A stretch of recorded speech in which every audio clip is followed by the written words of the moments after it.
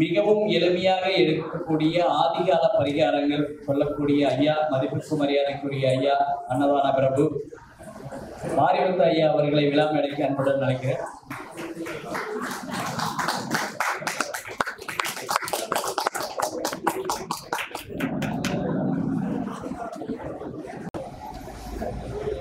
ஆர்வமா கையில் எடுத்ததுக்கு காரணம் என்னன்னு கேட்டீங்கன்னா, மரியாதைக்குரிய டாக்டர் சுபம் மாரிமுத்து ஐயா அவர்களை பற்றி ஒரு வார்த்தை சொல்ல வேண்டும். 1330 குரலும் பாயிரத்தினோடு பகர்ந்த நட்பில் போல் ஒருத்தர் வாய் கேட்க மூலவோ மன்னுதலில் புலவராய் கேட்க விட்டிருக்கலாம் என்று திருவள்ளுவ மாலையிலே வள்ளுவ பெருந்தகை பற்றி ஒரு பாடல். 1330 அருள்குரலை பாடிய அந்த வள்ளுவ பெருந்தகையினுடைய வழியிலே வந்த அருமை டாக்டர் மரியாதைக்குரிய சுபம் மாரிமுத்து ஐயா அவர்கள் சமீபத்திலே ஒரு புத்தகத்தை வெளியீடு செய்ய இருக்கின்றார். அந்த புத்தகத்திலே 1330 பரிகாரங்களை கொடுக்க இருக்கிறார் என்று நினைக்கிறேன். அதை உங்களுடைய கவனத்துக்கு கொண்டு வர வேண்டும் என்பதற்காக இதனை சொல்கிறேன். வணக்கம், நன்றி. ஐயா அவர்கள் பேசுவார். ஐயா அவர்கள் சொன்னது போல அந்த புத்தகத்தோட வெயிட் மட்டும் பார்த்தீங்கன்னா 5 கிலோ. அவ்வளவு விஷயங்கள் வர 5ஆம் தேதி பள்ளிப்பாளையம் மாநாட்டில் அந்த புத்தகம் வெளியிடப்படுகிறது. அடுத்து இங்கேயும் வர புக்கு யார் வேணாலும் வாங்கிக்கலாம்.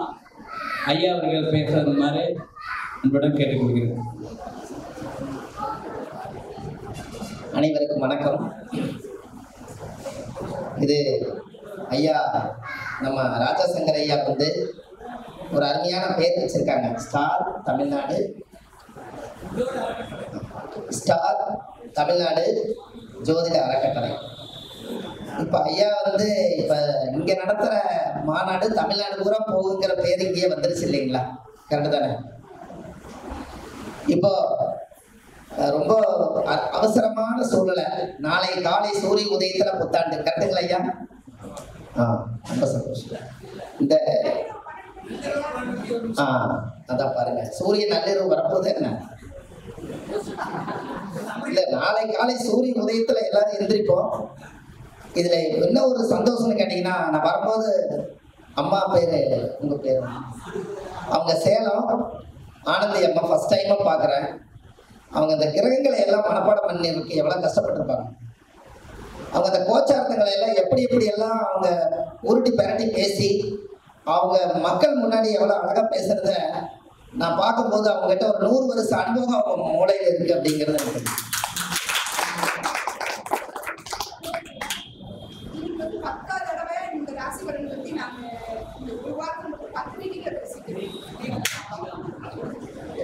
பாருங்க, அவங்களுக்கு அந்த உலகம் பூரா அவங்களுடைய வார்த்தைகள் போகுது. ஏன் அப்படின்னா, இப்ப நிறைய நம்ம ஆண்கள் ஜோதிடத்துல ஒரு காலத்துல ரொம்ப பெரிய விஷயமா ஜோதிட சாம்பவான்கள் நல்ல பேரு புகழெல்லாம் எடுத்தாங்க. இன்னைக்கு இவங்களெல்லாம் நாம அங்க உட்கார வச்சு இவங்க பார்க்கும்போது எவ்வளவு திறமைகள் இருக்குதுங்கிறத நம்ம இப்ப பார்த்தோம். பாத்தீங்களா? அது எல்லாமே எதுக்குன்னு கேட்டீங்கன்னா, இந்த ஜோதிடம் அழியாம இருக்கிறதுக்கு ஜோதிடர்கள் பத்தல. அதனால சுக்கரனுடைய யாதகத்துல பெண்களும் குறைச்சி எடுத்தா தான் இந்த ஜோதிடத்தை வளர்த்தி கொண்டு போக முடியும். கரெக்டுங்களா? ஏன்னா உலகம் ரொம்ப பெருசாயிட்டே வர வர ஜோதிடர்கள் சிறுசாயிடக்கூடாது. அப்போ இந்த ஜோதிட கலை அழியக்கூடாது. பஞ்சாங்கங்கள் ஒவ்வொருத்தரும் அவங்கவுங்க தெரிஞ்ச விஷயத்தை கணிச்சு உலகத்துக்கு கொடுத்துக்கிட்டே இருக்க வரைக்கும் இந்த ஜோதிடம் என்னைக்கும் ஒரு ஆலமரமா இருக்கும். அதுக்கு ஜோதிடர்கள் தமிழ்நாடு முழுவதும் இல்லை, உலகம் பூரா ஒரு சயின்ஸ். இது உலகத்துக்கு போய் சேர்ந்தா நல்லா இருக்கும். அவங்கள பேசுறதுக்கு அவங்க பேசுறத பார்த்தோன்னே ரொம்ப சந்தோஷம். ஏன்னா ஒவ்வொருத்தர் பெண்களை பாராட்டுறதுக்கு யாருமே இல்லை. அதுக்கு கைதட்டல் ரொம்ப காரணம் இல்லைங்களா? அவங்களுக்காக இப்போ இருக்க நீங்க கைதட்டி இருக்கல. இன்னைக்கு என்ன நட்சத்திரம் சொல்லுங்கம்மா? இன்னைக்கு நான் பூர நட்சத்திரம். நாளை காலை பூர நட்சத்திரம் பிறக்குது. புத்தாண்டு எங்களுக்காகவே பிறக்குது. அப்படித்தானே? வருஷம் பூர நட்சத்திரம். நீங்களும் பூரம். சார் இதெல்லாம் எதுக்காக சொல்றேன்னா தமாசா எடுத்துக்காதீங்க. ஏதாவது ஒரு நட்சத்திரங்களை பிடிச்சி ஒரு பரிகாரம் கிடைக்காதாங்கிறது தான். இப்ப நீங்க ஒரு உதாரணமா ஆதிகால பரிகாரம் எழுதிக்கிட்டே இருக்கோம். போன வாரம் இதே கிழமை என்ன எழுதுறோம்னா, ஒரு அம்மாவுக்கு சூரியன் செவ்வாயும் சேர்ந்திருக்கிறதுனால ஜோதிடர்கள் எல்லாரும் இடர்சை கதிர்கூடி எங்க இருந்தாலும் அமங்கலியே அப்படின்னு ஒரு கவியை சொல்லி, இந்த ஜாதகம் அமங்கலி ஜாதகம்னு சொல்லி அந்த பொண்ணை கல்யாணம் பண்றதுக்கு யாருமே வரமாட்டேங்கிறாங்க. அந்த ஜாதகம் கிட்ட வந்துச்சு. நான் என்ன சொன்னேன்னா, ஆதிகால பரிகாரம் ஒன்று எழுதிட்டு இருக்கிறோமா, நான் ஒரு பரிகாரம் சொல்றேன், நீங்க அதை போய் செய்யுங்க. உங்க வீட்டுக்கு முன்னாடி வாசல்ல ஒரு அடி 2 அடி குழியை தோண்டி ஒரு புது கார்த்திகை விளக்கு மண் விளக்கு வாங்கி ஒரு 7 நாளைக்கு மண்ணுக்குள்ள விளக்கு வச்சு நெருப்பு பத்த வச்சு சூரியனும் செவ்வாயும், செவ்வாயினா பூமி, சூரியன நெருப்பு, உங்க வாசல்லையே குழியை தோண்டி வைங்கன்னு இன்னைக்கு போல்ல வரும்போது மாப்பிள்ளை வீடு பார்க்க வந்திருக்காங்க. அப்ப பரிகாரம் எங்க எடுக்கிறோம் அப்படின்னு கேட்டீங்கன்னா, நீங்க சொல்றதுதான் பரிகாரமே இருக்கு. அதானுங்க ஐயா, நீங்க சொல்றதுதானே பரிகாரம் இருக்கு. அவங்க சொல்ற வார்த்தை என்னன்னா, சூரியனும் செவ்வாயும் சேர்ந்தால் ஒரு பெண்ணுக்கு அந்த கணவனை இழக்கக்கூடிய தோஷம் இருக்குதுன்னு முன்னோர்கள் ஏதோ ஒரு ரூல்ல சொல்லிட்டாங்க. அதனால அதுக்கு பேரே இடர்சை கதிர்கூடி எங்க இருந்தாலும் மங்கலியன். அப்படி ஒரு வாழக்கூடிய பெண்ணுக்கு ஜோதிடரா இருக்கிறவங்க நம்ம பரிகாரமா கொடுத்தா இன்னும் கொஞ்சம் நல்லா இருக்கும். அதனாலதான் அதை ஆழமா சொன்னேன்.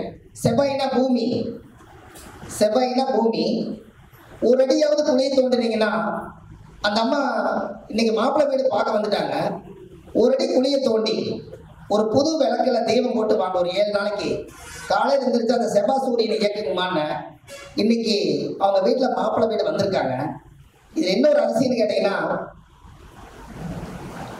இது எப்படி அது பழிக்கும், இது எப்படி சாத்தியன்னு ஒரு அம்மா கேட்டாங்க வரும்போது. நான் சொன்னேன், இது வரைக்கும் பழைய மண்ணில் விளக்கு போட்டீங்க, ஒரு அடி குழியை தோண்டனால புது மண்ணில் விளக்கு போடுறீங்க, அதனாலதான் புது மாப்பிள்ளை வருது. ஐயா, நீங்களே மனிதனுடைய வாடகை படாத இடத்துல போய் கால் வச்சீங்கன்னா அந்த மண்ணோட சக்தி உங்களுக்கு வருமா வராதா? அதனாலதான் மலை மேல கோயில் கட்டினாங்க. கரெக்டுங்களா ஐயா? சார், அந்த காலத்துல மலை மேல கோயில் கட்டின பவரெல்லாம் என்னைக்காவது ஒரு நாள் உங்க ஜாதகத்தை கொண்டு போய் மலை மேல இருக்கிற கோயில அர்ச்சனை பண்ணிடுவாங்க.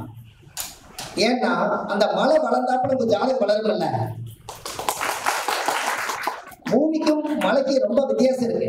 ஒரு செங்கல் எடுத்துட்டு போகணும்னா கூட ரொம்ப பிரச்சனை. கரெக்டுங்களா? அப்ப மலை மேல இருக்கிற சாமிக்கு ரொம்ப பவர்.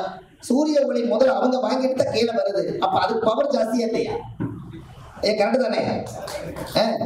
ஐயா, நீங்க என்ன செய்யறீங்களோ அதுதானே ஒரு சிறப்பா இருக்க போகுது. அது சொன்னாரு, ஒரு கல்யாணம் நடக்கணும், ஒரு பந்தல் போடணும் அப்படின்னா, நானே சொன்னேன், இந்த விளக்குல எரிஞ்சிட்டு இருக்கிற விளக்கு அமையாது. நீங்க கல்யாணம் கூடிருச்சுன்னா அந்த குழியை மூடாதீங்க, முகூர்த்த காலம் அதிலேயே போடுதுன்னு சொல்லியிருக்கேன். அது ஒரு புண்ணியமா போயிடும் இல்லைங்களா? அப்ப இந்த பரிகாரம் எந்த புக்ல கிடைக்கும்? கிடைக்காது. நம்மளா ஒண்ணு கிரியேட் பண்ணி உன்னை உருவாக்குனா அது உலகத்துக்கு ஒரு பரிகாரம் எக்ஸ்ட்ரா நம்ம உலகத்துக்கு போய் சேரும். அப்ப நம்ம சொல்ற விஷயத்துலதான் அந்த பரிகாரம் பிறக்குது. இந்த ஆதிகால பரிகாரங்கிறது முன்னோர்கள் எல்லாம் அந்த காலத்துல பரிகாரத்துக்கு நவக்கிரக சக்தியாக நவக்கிரக கோயிலை மட்டும் கட்டி வச்சுட்டு நீங்க எல்லாருமே கும்பகோணம் போய் நவக்கிரகத்தை போய் கும்பிட்டு வாங்கன்னு சொன்னா, ஆதி காலத்துல காசே இல்லாம கும்பகோணம் போறதுக்கு எப்படி வழி கிடைக்கும்? அப்ப இந்த பரிகாரம் எளிமையா இருந்தா நீங்க வீட்டிலேயே செஞ்சு அதை வாழலாம் இல்லையா? கரெக்டுங்க தானங்கய்யா? அதனாலதான் இந்த ஆதிகால பரிகாரத்தை 1330 திருக்குறள் திருவள்ளுவர் எழுதினால, அவர் ஏன் 1330 எழுதினார்னு எனக்கும் தெரியாது. 1330 திருக்குறள் இருக்கு. அதனால 1330 எடுத்துட்டா இன்னொரு திருவள்ளுவர் இந்த உலகத்துக்கு பிறந்து எழுதும் போது மறுபடியும் 1300 மாத்திக்கலான்ட்டு 1330 பரிகாரம் எழுதியிருக்கோம். அதுல பரிகாரம் முதல் பக்கமே எப்படி இருக்கு தெரியுங்களா? யாராவது கடக இலக்கணத்துல யாராவது இருக்கீங்களா? 1 ஐயா 2 3 4 சார், கடக இலக்கணக்காரர்களுக்கு பரிகாரம் முதல் பக்கம் என்ன எழுதியிருப்பேன்னா, முதல் தாய்கிட்ட பரிகாரம் எழுதியிருக்கேன். முதல் அம்மாவுக்கு. அம்மாவுடைய சேலை, பழைய சேலையை கிழிச்சு திரிச்சு புது மண் விளக்குல நீங்க விளக்கு போடுங்க. தாயுடைய ஆசீர்வாதம் எப்போ உண்டு? வெளுத்த சேலத்திரி விளக்கு போட்டு எரியும். அம்மாவோடது. ஏன்னா நம்ம முதல் வாகனமே அம்மாவோட இடுப்பு தான். நம்மளை அவங்க தூக்கிட்டு போய் மரம் நிலா எல்லாம் காமிச்சாங்க. அப்புறம் இறக்கிட்டதுக்கு அப்புறம் தான் 3 சக்கர வண்டி வந்தது. முதல்ல 2 கால் தான் வாகனம். அதனால தாய்க்கு முதல் மரியாதை என்னன்னா, தாய் உடுத்தின சேலையில ஒரு ரத்த கவிச்சி வாடை அடிக்கும். அந்த வாடையில இருந்து ஒரு திரிய திரிச்சு தாயை நினைச்சு தீபம் போட்டீங்கன்னா, கடகல கிணத்துல பிறந்ததுக்கு உங்களுக்கு தாய் கொடுக்குற மரியாதையே அந்த தாய் தீபம் தான். ஏன் அப்படின்னா, அந்த தாய் என்ற ஒரு தெய்வம் வீட்டோட இருக்கு. நீ தனித்தனியா கோயில் குளம் அலைவதவும் இருக்கு. அதனால தாய்க்கு அந்த தெய்வத்தை போட சொல்லியிருக்கோம். அதே போல எந்த இடத்துக்கு போனாலும் உங்களுடைய ஜாதகத்தை நீங்க மெயினா தெரிஞ்சுக்கிற விஷயமே, நம்ம ஜாதகத்தை முதல்ல இயக்கணும். நம்மளுடைய கிரகங்களை எல்லாம் இயக்கணும். முதல் நம்மளுடைய திசாபுத்திகளை எல்லாம் இயக்கணும். இதை இயக்கி நீங்க சரி பண்ணிட்டாலே அடுத்தடுத்த வேலைக்கு போயிடலாம். நல்லா பாருங்க, யாராவது ஜாதகத்துல செவ்வாய் திசை நடந்தா, செவ்வாய்னா காப்பர், அந்த காப்பர்ல உங்க ஜாதகத்தை எழுதி 7 நாள் நீங்க பூமிக்கு அடியில வச்சு விளக்கு போடுங்க. செவ்வாய் திசை ஃபர்ஸ்ட் கிளாஸா வேலை செய்யும். ஏன்னா செவ்வாய்னா கரண்ட், அது ஒரு காப்பர். அந்த காப்பர்ல ஜாதகம் எழுதுனா அது அட்டகாசமா வேலை செய்யும். அதனாலதானே செம்பு தகட்டில் அந்த காலத்துல பட்டாயம் எழுதி கொடுத்தாங்களே இல்லையா? அப்ப அதை எழுதும் போது அது ஆட்டோமேட்டிக்கா அது வேலை செய்யும். அப்போ நம்ம ஜாதகங்கள் எல்லாமே நீங்க பாருங்க, ஒரு அம்மா ஒரு 5 வருஷத்துக்கு முன்னாடி ஒரு டிவியில் பார்த்தேன். வெறும் பாறையில எண்ணெய் தேய்ச்சி தோசை விட்டாங்க. சரி, எண்ணெய் தேய்ச்சி அது மேல காப்பர் பிளேட்டை வச்சு அது மேல தோசை விட்டாங்க. அப்போ அந்த சூரிய ஒளிக்கு தோசையே வேகுது அப்படின்னா அதோட சூடு பட்டக்காடுத்தானே தோசையா மாறுச்சு. அப்ப அந்த சூடு வந்து செவ்வாய் என்பது நெருப்பு. உங்க ஜாதகத்துக்கு நெருப்பு பத்தலைன்னா செவ்வாய் வேலை செய்யாது. அப்ப நீங்க கண்டிப்பா பண்ணலாம்ல ஐயா, கரெக்டு தானே? நம்ம ஜாதகம் நம்ம போறோம் சார். நேற்றுக்கு நைட்டு ஒரு ஆதிகால பரிகாரம் வகுப்பு ஜூம் எடுத்தோம். கரிநாள் அன்னைக்கு வெளியில போகாதீங்க, கெட்ட காரியங்கள் எதுவுமே நல்ல காரியம் செய்யாதுன்னு சொல்லியிருக்காங்க. அது என்ன அர்த்தம் சார்? கரிநாள் கேள்விப்பட்டிருக்கீங்கல்ல? கரிநாள் அன்னைக்கு எந்த காரியம் செய்யாதீங்கன்னு சொன்னாங்க. ஆனா அது என்ன ரூல் நம்மளுக்கு தெரியணும் இல்லையா? அது வேற ஒன்றும் ரகசியம் இல்லை. கரிநாள் அன்னைக்கு மட்டும் சூரிய ஒளியுடைய வெப்பம் அதிகமா இருக்கும். அந்த வெப்பம் அதிகமா இருந்தா வெளியில போனீங்கன்னா உடம்புக்கு ஒத்துக்காது. அதனால கரிநாள் அன்னைக்கு எந்த காரியத்தையும் செய்யாதீங்கன்னு சொல்லியிருக்காங்க. இது மேல் நோக்கு நாள், கீழ் நோக்கு நாள், சமநோக்கு நாளெல்லாம் விவசாயத்துக்காக வச்சது. மேல் நோக்கு நாளுல என்ன, இந்த வெண்டிக்காய் இதெல்லாம் பார்த்தீங்கன்னா மேலே பார்த்துருக்கும், கரெக்டுங்களா? அன்னைக்கு நடவு நட்டா அது வெள்ளாம நல்லா வளரும். கீழ் நோக்கு நாளுன்னா பீட்ரூட்டு, கேரட்டு, சேனக்கிழங்கு, உருளைக்கிழங்கு இதெல்லாம் கீழே மண்ணுக்குள்ள இருந்து அது விளையுது. சமநோக்கு நாளுன்னா பூசணிக்காய், வெள்ளரிக்காய் இதெல்லாம். அப்ப அந்த காலத்துல நம்ம ஆகாயத்தை கூட தரத்தை பிரிச்சிருக்கிறாங்களா இல்லையா சார்? தரத்தை பிரிச்சிருக்கிறாங்களா இல்லையா? இதுல கரிநாள் ஒண்ணு வருது. அது ஏன் கரிநாள் வருதுன்னு எல்லாத்துக்கிட்டையும் ஆராய்ச்சி பண்ணா கடைசியில கிடைக்கல. அப்புறம்தான் ஒரு விஷயம் கிடைச்சது. அந்த கரிநாள் அன்னைக்கு மட்டும் இந்த சூரியனுடைய ஒளி பிம்பம் அதிகமா இருக்கிறதுனால என்ன பாதிப்புன்னு கேட்டீங்கன்னா, நார்மலான வெப்பம் வந்து உங்க உடம்புல இருக்கும். வெளியில போனீங்கன்னா கரிநாள் அன்னைக்கு வெப்பத்துக்கு மேல வெப்பம் அதிகமானா உங்க உடம்பு எப்படி வேணாலும் உடம்பை மாத்தி விட்டுரும். அப்போ உடல்ல வந்து தொந்தரவாகும். அதனால பஞ்சாங்க ரீதியா வழியை காமிச்சிருக்காங்க, கரிநாள் அன்னைக்கு வெளியே போகாதீங்கன்னு. எப்படி? அப்ப முன்னோர்கள் அதெல்லாம் கரெக்டா செஞ்சுக்கிறாங்களா இல்லைங்களா சார்? ஆதி காலத்துல திருடனை கண்டுபிடிக்கிறது நீங்க பாத்திருக்கீங்களா? இப்பெல்லாம் சிசிடிவி கேமரா இருக்கா இல்லையா? அந்த காலத்துல ஒரு அரண்மனையில ஒரு 100 பேர் வேலை செய்வாங்க. திருட்டு எப்படி கண்டுபிடிப்பீங்க? அந்த காலத்துல முன்னோர்கள் என்ன பண்ணிருக்காங்கன்னா, ஒரு விநாயகர் கொண்டு வச்சிருப்பாங்க. இந்த பெருங்காயம் பார்த்துருக்கீங்களா? ரசத்துக்கு போற பெருங்காயம், அதை நல்லா அம்மியில அரைச்சு ஒரு உருண்டை எடுத்து விநாயகருடைய உச்சியில வச்சிருவாங்க. எல்லாரும் அரண்மனையில எல்லாத்துக்குமே ஊட்டி நகை காணா போச்சுன்னு சொன்னனே யாரையும் சந்தேகப்படாதனால எல்லாரும் போய் நான் எடுக்கலன்னு சொல்லி விநாயகர் மேல சத்தியம் பண்ணிட்டு வாங்கன்னு சொல்லுவாங்க. அப்ப எடுக்காதவர் எல்லாம் என்ன பண்ணுவாருன்னா, நான் எனக்கு என்ன பயம், சத்துன்னு சாமி மேலேயே அடிப்பாரு. அடிக்கும்போது பெருங்காயம் கையில் இருக்குமா? அப்போ வெளியில அந்த பக்கம் வரும்போது ஒருத்தர் இந்த பெருங்காயத்தை மோந்து பார்ப்பாரு. அப்ப இவர் உண்மையா சத்தியம் பண்ணிக்கிறாரு, இவர் எடுக்கல. அப்படியே பண்ணிட்டு வந்து இந்த திருடன் ஒருத்தர் இருப்பான் இல்லையா, அவன் சத்தியம் பண்ற மாதிரி போய் சத்தியம் பண்ணாம வந்துருவாரு. அந்த பக்கம் போகும்போது பெருங்கையில கையில வந்து பெருங்காய வாடகை அடிக்காது, கையோட கெட்டியா பிடிச்சுக்குவாங்க. அப்பவே சார் எப்படி அந்த காலத்துல பாத்தீங்களா, இது ஆதி காலம் கரெக்டுங்களா? சிசிடி கேமரா வந்து இன்னைக்கு வந்தது, அன்னைக்கு வந்து அதனாலதான் பெருங்காயத்துக்கு அந்த பெருச்சாலிங்கிற மாதிரி விநாயகர் வச்சு பெருங்காயத்தை வச்சு யார் வந்து அதிகமா திருடி இருக்காங்களோ அவங்களுக்கு திருடரை கண்டுபிடிக்கிறதுக்கு ஆதி காலத்திலேயே இந்த வேலையை செஞ்சிருக்காங்க. அப்போ இனிமேல் நீங்களே உங்க வீட்டுல சிசிடி கேமரா இல்லைன்னா கூட கொஞ்சம் பெருங்காயத்தை அரைச்சு உங்க வீட்டுல வச்சு யாராவது எடுக்கலைன்னா நீங்க மேல சத்தியம் பண்ணுன்னா உள்ள போய் பண்ணிட்டு நான் இங்க நிக்கிறேன்னு சொல்லி சத்தியம் பண்ணிக்கிறாங்களே கையை மோந்து பாத்தீங்கன்னா திருடன் நீங்களே கண்டுபிடிச்சிடலாம்ல சார். அந்த காலத்துல பாருங்க, ஒரு குடிசை மாதிரிதான் இருக்கும். ஒரு திருடனுக்கு பெரிய மாடி வீடே போதும், ஒரு குடிசை மாதிரிதான் இருக்கும். இந்த குடிசை மாதிரி இருக்கிற இடத்துல திருடனுக்கு எப்படி வேணாலும் ஓட்டை பிரிச்சு தீய வச்சு எடுத்துக்குவான். அந்த காலத்துல நகை நாணயத்தை எல்லாம் வீட்டுக்குள்ளதான் சேர்த்து வச்சாங்க. ஆனா எப்ப ஊரை விட்டு போவாரு திருடன், எப்ப பூதலாம் அப்படின்னு அந்த காலத்துல அதிகாரம். அப்ப என்ன பண்ணுவாங்கன்னா, ரொம்ப புத்திசாலியா இருக்கிறவங்க இந்த ஓலை குடிசை பார்த்துருக்கீங்களாமா, ஓலை குடிசையில மூங்கிலா இருக்கு, வவ்வால் எல்லாம் போய் தங்கமல்ல, அந்த வவ்வால் தங்குறதே கொஞ்சம் உள்ள ஓட்டை இருக்கா தானே, அந்த ஓட்டைக்குள்ள நல்லா கத்தி விட்டு குடைஞ்சு இந்த நகை கொஞ்சம் காசு இது எல்லாம் ஒரு மழை காய்ச்சல போட்டு மழையில நினையாம அதை உள்ள வச்சு நல்லா அடைச்சு இந்த சாமி மேல எண்ணெயெல்லாம் ஊத்துன அழுக்கு இருக்கும் பாத்தீங்களா, அதை கொண்டு அப்பி வச்சுட்டு போயிடுவாங்க. ஊரை விட்டு போகும்போது ஏதாவது ஒரு மணிக்கு போகும்போது திருட இந்த வீடு பூட்டி இருக்குது நம்ம உள்ள பூந்தரலான்னு போய் எல்லா மூடாமே உடைச்சு பார்ப்போம், ஒண்ணுமே இருக்காது. திருட உள்ள இருப்பான், பொருள் வெளியே இருக்கு. எப்படி அறிவு அந்த காலத்துல சார்? இதெல்லாம் கேட்கற புதுமையா இருக்கா சார்? நீங்க சாப்பிட்டு வந்ததுனால ரெஸ்ட், அதனால அடுத்து பாரு இந்த பரிகாரத்தை மீதி சொல்லிடலாங்களா இல்ல கைதட்டீங்களா சார்? கரெக்டா உங்களுக்கு ஐயா தானே? அந்த காலத்துல இந்த ஆதி காலத்துல முன்னோர்கள் எல்லாம் எப்படி வாழ்ந்தாங்கன்னு தெரியணும் இல்லையா?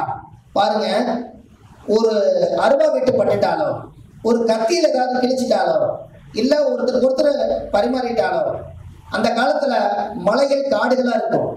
அப்ப மலைச்சரிவுல இருந்து யாராவது கீழே விழுந்துட்டாங்கன்னா அவங்களுக்கு ரத்தம் நிக்காது, ஆஸ்பத்திரி எடுத்து போறதுக்கு இப்ப ஆம்புலன்ஸ் இருக்குது. அன்னைக்கு ரத்தம் நிக்கிறதுக்கு என்னமோ ஒண்ணு பண்ணிருக்காங்க, உங்களுக்கு தெரியுமா?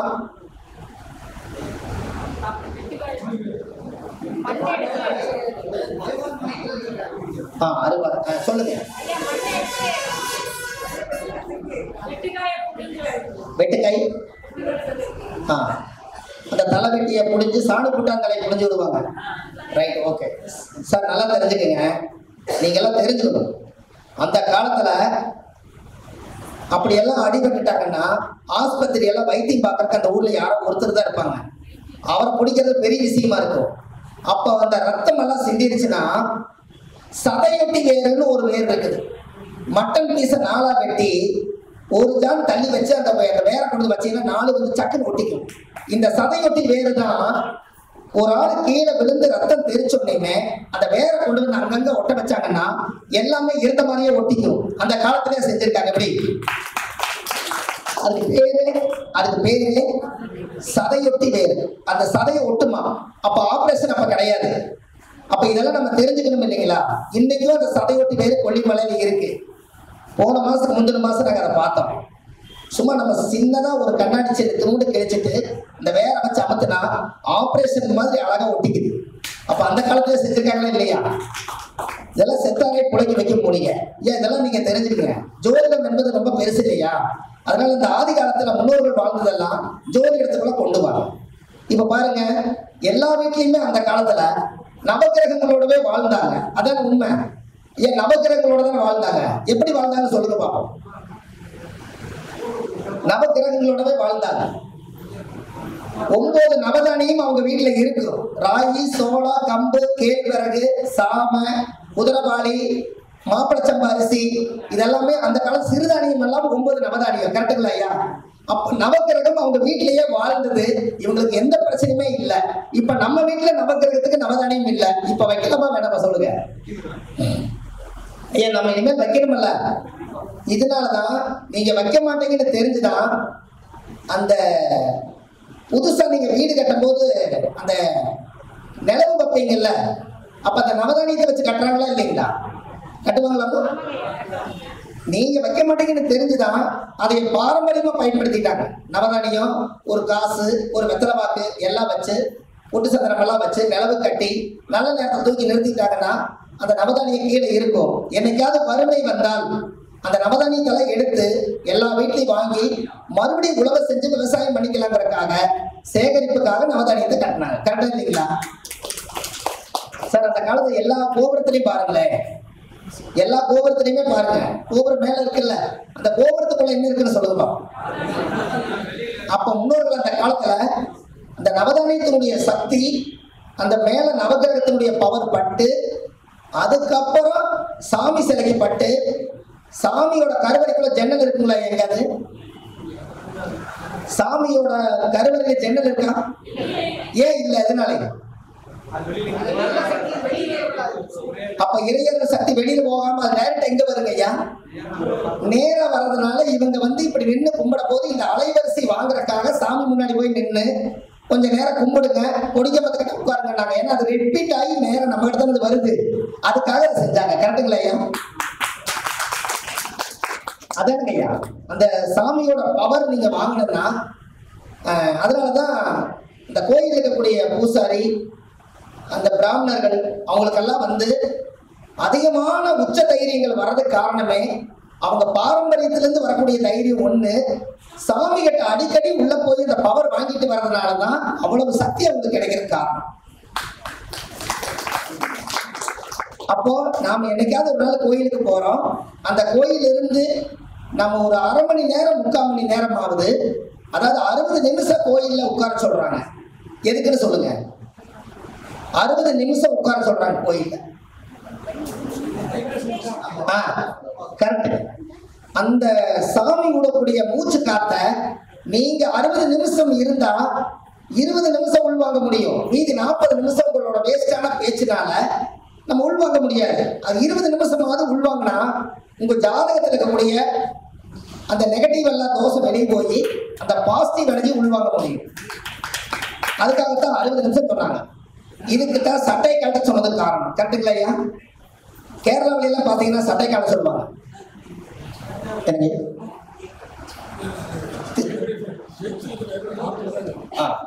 ஏன்னா நீங்க திருப்பதி கோயில்ல பாத்தீங்கன்னா கொஞ்சம் கொஞ்சமா அடைச்சு விடுறாங்களே, அது டயத்துக்காக அடைக்கிறீங்க. நீங்க இருக்கிற வேகத்துக்கு போன உடனே சாமி பார்த்து டக்குன்னு வண்டி எடுத்து வீட்டுக்கு வந்துருவீங்க. அப்ப திருப்பதி போனா திருப்பம் வராது இல்லையா?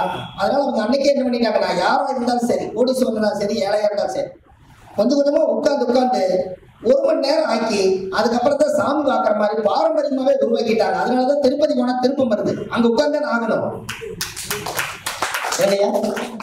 அங்க லாக் பண்ணிடுறாங்க.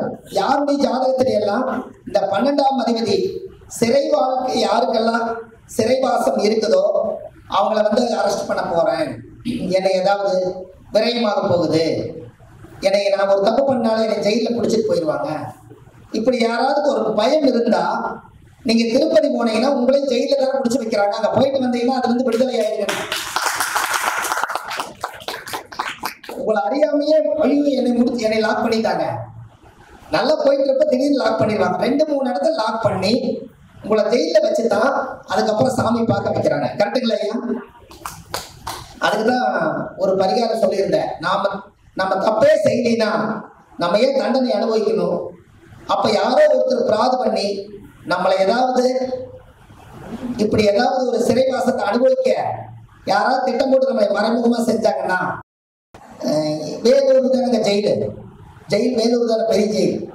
அது வேலூர் பக்கத்திலே போய் ஒரு சின்ன ரூம் எடுத்து சிம்பிளா ஒரு எளிமையான சாப்பாடு சாப்பிட்டுட்டு நீங்களே ஒரு 3 நாளைக்கு அங்கே தங்கிட்டு வந்துட்டீங்கன்னா மறுபடியும் எதுக்கு வேலூர் போறீங்கன்னு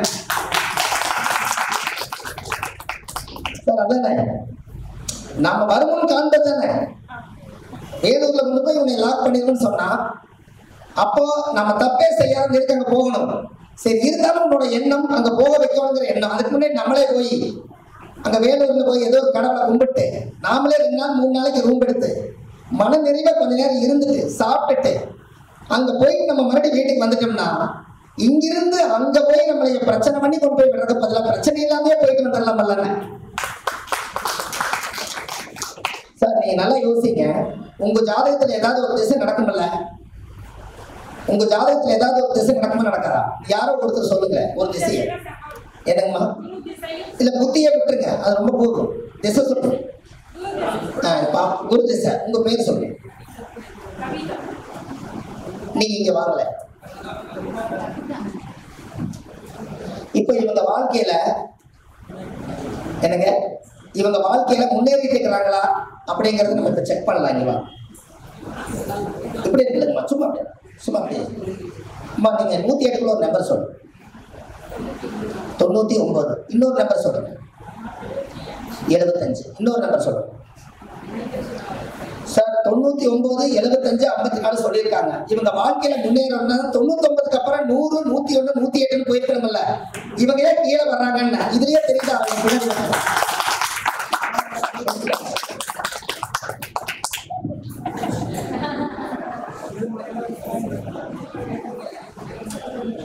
சார் இவங்க ஏதாவது நல்லா சொல்லுவாங்கன்னு 99 சொல்லிட்டாங்க. ஆனா அவங்க வாழ்க்கையில முன்னேறணும்னா சிறுதுளி பெருவெல்லாம். இந்த பரிகாரம் இன்னொருக்க யாராவது கேட்டா நான் சொல்லுவேன்னா, நீங்க 108 சொல்ல மாட்டீங்க, இப்ப 1ன்றீங்க. நீங்க 1 இப்ப கேளுங்க 5, அப்புறம் மறுபடியும் 108ன்றீங்க. நான் கேட்க மாட்டேன். ஏன்னா யதார்த்தமா தான் வாங்க முடியும். அவங்க கேட்ட இயல்பா தான் வாங்க முடியும். இப்ப பாத்தீங்களா அவங்க வாழ்க்கையில இப்ப அவங்க குருதிசை நடக்குதுன்ட்டாங்க. எனக்கு என்னங்க நல்லாவே வேலை செய்யல அப்படின்னா, முதல்ல உங்க வாயிலிருந்து வரக்கூடிய கர்மா என்ன சொல்லுது? கீழ் நோக்கி வருது. இதைய நம்ம மேல் நோக்கி கொண்டு போகணும்ல சார். நம்ம அவங்க யாரும் தெரியாது, நம்ம சொல்லி கொடுத்தோமா இல்ல. ஆனா அவங்களுடைய விஷயத்துல எப்படி வந்து சேருது பாத்தீங்களா? அப்போ ஒரு மனுஷி நீங்களே யாராவது ஜாதகம் பார்க்க வந்தா நீங்க எப்பவும் போல ஓபன் பண்ணி வச்சுக்கங்க. சிவகாமியா மாமா உட்காருங்க, நல்லா இருக்கீங்களா, ரைட்டு. நாங்க எப்பவுமே எண் கணிதம் போட்டு பிரசனம் பார்த்துட்டு தான் உங்களை பத்தி செய்வோம். நீங்க சொல்லுங்க. நீங்களே 108 நம்பர் சொல்ல சொல்லுங்க. ஒண்ணுன்னா 3 தடவை சொல்ல சொல்லுவாங்க. அவங்க கீழ் நோக்கி வந்து சொன்னாங்கன்னா இன்னும் உங்க வாழ்க்கையில முன்னேறதுக்கு ஆண்டவன் உத்தரவு கொடுக்கலன்னு அர்த்தம். அவங்க விவரமா மேல் நோக்கி சொன்னாங்கன்னா நீங்க சொல்லலைனால அவங்க மேல வரத்தான் போறாங்கன்னு அர்த்தம். கரெக்டா? நீங்க வந்து அவங்க வரக்கூடிய பிரசன்னம் சாப்ட்வேர் வேலை செய்யல, ஐயோ பென்ட்ரைவ் வேலை செய்யல, ஜாமக்கோள் உதயத்தை நோக்கி பாம்பு வருது, இப்ப எப்படி சொல்றது, கருப்பு வேலை அகடித்திலே உதயத்திலே வந்துருக்குது, வந்துக்கிற அம்மா வேற சரியில்லை. இது எதுக்கு ஆராய்ச்சி? அந்த அம்மாட்ட வாய் நிறைய சொல்ல சொன்னீங்கன்னா ஆல்ரெடி கர்ம வாயை திறந்து நீங்க சொன்னா சொல்லி டக்குன்னு இப்ப பார்த்து கரெக்டா எழுதிட்டீங்கன்னு வச்சுக்கோங்க. விதியும் இப்படித்தானே இருக்கும் ஐயா. அவங்களோட விதி எப்படித்தானே இருக்கும், அதுதான் மாறப்போகுதானே சார். நல்லா யோசிங்க. யார் வந்தாலும் ஜாதகம் பார்த்துட்டு நீங்க குடும்ப ஜோசியரா இனிமேல் நான் இருக்கிறேன்னு ஒரு வார்த்தை சொல்லிடுங்க. அவங்க எப்பவுமே இருப்பாங்க. அவங்க லக்னாதிபதி நம்ம லக்னத்துக்கோ ராசிக்கு தொடர்பு இருந்தா தானே குடும்ப ஜோசியர் ஆக முடியும் சார். நம்மளோட லக்ன தாய் பெத்த உயிர் ஒண்ணு இருக்குது, அவங்க அம்மா பெத்த உயிர் இருக்குது. அப்ப உயிரும் உடலும் லக்னமும் சந்திரன் தான். இது நமக்கு தொடர்பு இருந்தா அவங்க பூர்வ ஜென்ம புண்ணியம் நம்ம கிட்ட வந்து பரிகாரம் பண்ணி நல்லா இருப்பாங்க. இது 2 மில்லியனே எப்படி நல்லா இருப்பாங்கன்னு ஐயா கரெக்டா? பாருங்க இங்க பூராமே. அப்ப என்னன்னா ஒருத்தரோட ஜாதகத்துல பரிகாரம் யாருக்கு எப்படி நடக்கும்னா, பரிகாரத்தை அதிகாரம் எப்படி எடுக்கிறதுனா, நீங்க பரிகாரம் பண்ணக்கூடிய தேதி சரியா வச்சு கொடுத்துருங்க. எப்படி வச்சு கொடுக்கணும்னா, நாம ஜோசியர் வந்து குரு, அவங்களோட உடம்புல வந்து சந்திரன், அவங்க உடம்புல இருக்கிற தோஷத்தை ரிமூவ் பண்ண போறீங்க, கழிக்க போறீங்க. அப்ப நம்ம ஜாதகத்துல இருக்கிற குரு கோச்சாரத்துல அவங்களுக்கு பரிகாரம் பண்ற தேதி சந்திரனை பாக்குற மாதிரி பரிகாரம் வச்சு கொடுங்க. சூப்பரா வேலை. ஏன்னா பிரபஞ்சம் ஒண்ணு செய்யுது, அதுக்கு எதிர்முறையை நம்ம செய்யக்கூடாதுல்ல. அப்புறம் அப்படி ஒண்ணு கிடைக்கும் சார். அதுல வந்து எங்க வீட்டுல கொஞ்சம் டைமா இருக்குது, எனக்கு அந்த டைம் கிடைக்கல அப்படின்னா அவங்க சந்திரன் பிறந்த கால சந்திரன் இருக்கும் இல்லையா, அதை நம்ம பிறந்த கால குரு பார்த்தாலும் பரிகாரம் பலிக்கும். இதெல்லாம் நம்மளுக்கு முக்கியமா இல்லையான்னு சொல்லுங்க. அந்த காலத்துல இயற்கையா பிடிச்சுதான் மக்களுக்கு இயற்கையோட பிரசனம் பார்த்தாங்க. கரெக்டா இல்லைங்களா? இப்ப நான் வர வழியில பசி ஆயிடுச்சு, சாப்பிட்டேன். அவர் கணக்கார மிதில் லக்கணம், அவர் லக்கணத்துல சனி. நான் என்ன கேட்டேன்னா அவரே சொல்றாரு, என்ன சார் வாழ்க்கை, என்ன பாருங்க, நீங்களும் ஜோசியரு, நானும் எத்தனையோ ஜோசியத்தை பார்த்தேன், எனக்கு லக்னத்துல சனிதான் சார் அப்படின்னாரு. இவர் சொல்றதை பார்க்கும்போது எனக்கு ரொம்ப ஒரு மாதிரி ஆயிடுச்சு. இவருக்கு என்ன நல்ல வார்த்தை சொல்றது, ஆல்ரெடி அந்த பூட்டிட்டு இந்த வேலையை வேண்டாம்னு ஊரை விட்டு போலாங்கிற மாதிரி பேசுறாரு. நான் என்ன சொன்னேன்னா, ஐயா லக்னத்துல சனி இருந்தா தப்பா எடுத்துக்காதீங்க. உங்க அம்மா 10 மாசம் சுமக்கும் போதெல்லாம் அந்த இடத்துல அடிக்கடி லக்னம் போயிட்டு இருந்தது. பிரசவ வலி எடுத்து, மிதுன லக்னங்கிறீங்க, பிரசவத்திலேயே பிரசவ வலி எடுத்து பிறக்கும் போது அந்த குழந்தை கரெக்டா வெளியில வந்து மிதுனத்துல கொண்டு வந்து போட்டு போட்டு பொம்மை போயிடுச்சு. அது பொம்மை தப்பு தானே. எனக்கு தாய் மேல தப்ப வச்சுட்டு ஜாதகத்து மேல ஏன் சார் தப்பு சொல்றீங்க? அம்மா பிரசவ வலி எடுத்து மிதுன லக்கணத்துல சனி இருக்கிற இடத்துல லக்கணம் பிறந்துருச்சு. அது யாரு பூர்வ ஜென்ம கர்மா? அவங்களுடைய அப்பாவோட உயிர் கருவில உருவான கர்மா. இதுக்கு ஜோசியர் என்ன பண்ணுவாரு? பிறவியில நான் ஒரே வாரம் சொல்லிட்டேன் சார், இதுக்கு ஏதாவது பரிகாரம் இருக்குதான்னு கேட்டாங்க. லைட்டா இருக்குதுங்க, லைட்டா இருக்குதுங்க. சனி மூண கிரகம்ங்க. ஒருத்தர் கால் சாச்சாச்சு நடந்தாருன்னா அவர் சாச்சே நடந்து போறாரு பாத்தீங்களா, அதுதாங்க இந்த காலத்துல பரிகாரம். ஊழ்வினை கர்மாவை குறைச்சிக்கிறாருங்க, அடுத்த ஜென்மத்தில் நல்லா நடப்பாருங்க. கரெக்டா இல்லைங்களா சார்? நம்ம சனி ஊன கிரகம். பிறவிலேயே ஒருத்தருக்கு வந்து கால் ஊனமாயிட்டா நம்ம அவங்கள பார்த்து பரிதாபப்படாதீங்க. என்ன காரணம்னா, அவருடைய கால் ஊனமா இருக்குது. அது கடவுள் கொடுத்த தண்டனை, தாய் தந்தைகள் செய்த பாவம், அவங்க மூதாதிகள் செய்த பாவம். எல்லாத்துக்கும் விட நம்ம கால் நல்லா இருக்குது, அதை விட நல்லா இருக்குது எடுத்துக்காட்டுக்காகத்தான் கடவுள் அப்படி வச்சிருக்காரு. சார் இது திருச்செங்கோடு தாண்டி என்ன சார், நேற்றுக்கு நம்ம இது போன ஆசிரம் அது இளைய நகரா? இந்த பக்கம் இளைய நகர்னு ஏதோ இருக்குங்களா? இளம்பிள்ளை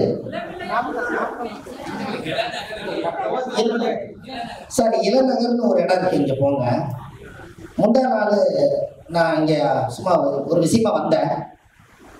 மூல வளர்ச்சி இல்லாத குழந்தைங்க 80 குழந்தைங்க இருக்காங்க. அப்புறம் கால் கை ஊனமா இருக்கிற குழந்தைங்க ஒரு 90 குழந்தைங்க இருக்காங்க. வயசான முதியோர்கள் ஒரு 50 பேர் இருக்காங்க. ஆண்கள் 50 பேர் இருக்காங்க, பெண்கள் 50 பேர் இருக்காங்க. அவங்க எல்லாம் பேசுறதுக்கு துடிக்கிறாங்க. ஆனா யாரும் போய் அங்க உட்கார்ந்து அவங்க கொடுமை கேட்கறதுக்கு ஆள் இல்லை. அவங்களுக்கு நான் சாப்பாடு போடலான்னு திடீர்னு எனக்கு தோணுச்சுங்க வந்தங்காட்டி. முந்தா நான் போய் 250 குழந்தைகளுக்கு, முன்னோர்களுக்கு, மூல வளர்ச்சியாளர்களுக்கெல்லாம் நான் சாப்பாடு ஊட்டி விட்டுட்டு வந்தேன். ஏன் அதை சொல்றேன்னா, நீங்க தர்மங்கள் செய்ய செய்ய கர்மங்கள் குறையுமா? தீரும்னு எந்த புக்கிலும் யாரும் எழுதல சார், தீரும்னு எந்த புக்கிலும் யாரும் எழுதல. அப்படி எழுதி இருந்தா அந்த பாவத்தை கூட செஞ்சு போட்டு அந்த பரிகாரம் தேடி போயிடுவாங்க. அதனால எழுதுவீங்க கொஞ்சம் குறையும். என்னங்கய்யா? தர்மங்கள் செய்ய செய்ய கர்மங்கள் குறையும். தீரும்னு எந்த புக்கிலும் இல்லை. கரெக்டுங்களா ஐயா? நாமளுமே இந்த ஆதிகாலத்து பரிகார புக்கில் எழுதுறது என்னன்னா, இதெல்லாம் செஞ்சா உங்களுடைய மன திருப்திக்கு செய்யுங்க, கடவுள் உங்களுக்கு செய்வாரு. இதெல்லாம் செய்தாலும் கூட உங்களோட நேர்மை ரொம்ப முக்கியம் இல்லையா? என்ன பரிகாரம் பண்ணாலும் நம்ம நேர்மை ரொம்ப முக்கியம். கரெக்டுங்களா? அப்போ ஏன் நம்ம எங்கேயாவது போனா ஒரு குருவை ஒரு உயர்ந்த இடத்துல வச்சு குருநாதர் நம்ம சொல்றது காரணம் என்னன்னா, ராமரும் கூட ராவணை அழிக்க போகும்போது வசிஷ்டரை கூட கூட்டிட்டு போனார். கரெக்டா இல்லைங்களா? அப்ப குருவை குறி இல்லாத வித்த கொண்டு வித்த நம்ம குருவை மதிச்சு ஆகணும். அப்ப நம்மளுடைய தர்மங்கள் எல்லாம் தான். நீங்க நல்லா பாருங்க, காலச்சக்கரத்துக்கு 9வது வீடு என்ன வீடு வரும்னு சொல்லுங்க பாப்போம். தனுசு வீடு. இது யாரோட வீடுங்கம்மா? குரு வீடு. இந்த தனுசுன்னு அம்பு வில்லை யார் வச்சிருந்தா? ராமர் கையில வச்சிருந்தாரு. அது யாரோட வீடு? குருவோட வீடு. இந்த அம்பு வில்லை எடுத்துட்டு குருவை கூட கூட்டிட்டு போனார். அதனாலதான் தனுஷ் கோடி. கரெக்டுங்களா ஐயா? தனுசு கோடி. இது பாருங்க, இது யாரு எதிரின்னு இந்த இடத்துல பாருங்க. தனுசுல அம்பை எய்ந்தா எங்க போய் குத்துனுக்கு கரெக்டா சொல்லுங்க பாப்போம். கொஞ்சம் சத்தமா சொல்லு. மிதுன ராசியில போய் அந்த அம்பு குத்துது. கரெக்டுங்களா ஐயா? அப்ப அதனாலதான் உபய வீட்டுக்கு 7ஆம் வீடு பாதகன்னு வச்சாங்க. உபய வீட்டுக்கு 7ஆம் வீடு பாதகன்னு வச்சாங்க. அப்ப மீனத்துல குரு இருந்தா பாதக வீடு எது வருங்க? இந்த இடத்துல என்ன பிரச்சனைனா, குருவை மிஞ்சிய சிஷியன் வளரலான்னு ஒரு ஐதீகத்துல ஒரு புக்கு சொல்லுது. குரு கொடுத்ததான் படிக்கணும்னு இல்லை, குருவை மிஞ்சிய சிஷியன் வரலான்னு ஒன்று சொல்லும் போது, குரு வாத்தியார் மீனம், இங்க புதன் இளைய மாணவர், இவர் கொஞ்சம் அறிவாளியா அவர் முன்னாடி பேசுறதுனால இவர் கோபம் வந்துருச்சு, அதனால இது பாதகம். அப்ப உபயோகமே பாதகம் ஐயா. அதனாலதான் மாணவர் இருக்கும்போது, குரு இருக்கும்போது அவரை எப்பவுமே நீங்க குருவாவே சொல்லிட்டு இருக்க வரைக்கும் மாணவருக்கு என்னைக்கு தப்பிச்சுக்கலாம். இல்லைன்னு வச்சுக்கோங்க, என்னதான் நான் கத்து கொடுத்திருந்தாலும் என்னால தானே அப்படின்னு சொல்லுவாங்க இல்லையா, அது சொல்லாத முன்னாடி அவங்களுக்கு ஒரு உச்சமா தூங்கிட்டோம்னு வச்சுக்கோங்க, பரிகாரம் நிவர்த்தி. புரிஞ்சுக்கலாம், பரிகாரமும் நிவர்த்தி. அவங்க கேட்கிற புகழ் என்ன தெரியுமா, குருவு கொடுக்க வேண்டிய மரியாதை கொடுங்கிறாங்க. எங்களுடைய நேற்றுக்கு ஜூம்ல ஆதிகால பரிகார வகுப்பு ஜூம்ல புதன் எந்த ராசி நீசமாகுன்னு சொல்லுங்கய்யா. எந்த நட்சத்திரத்துல? ரேவதியில. சரி, இது நீசமானா இதோட தன்மை என்னன்னு சொல்லுங்க சார், தைரியமா சொல்லுங்க, நான் காசு கேட்க மாட்டேன். படிப்பு தலைவர், அப்புறம் ஞாபக சக்தி கம்மி, அப்புறம் தாய்மா உறவு போச்சு, அப்புறம் ஸ்கின் ப்ராப்ளம், அப்புறம்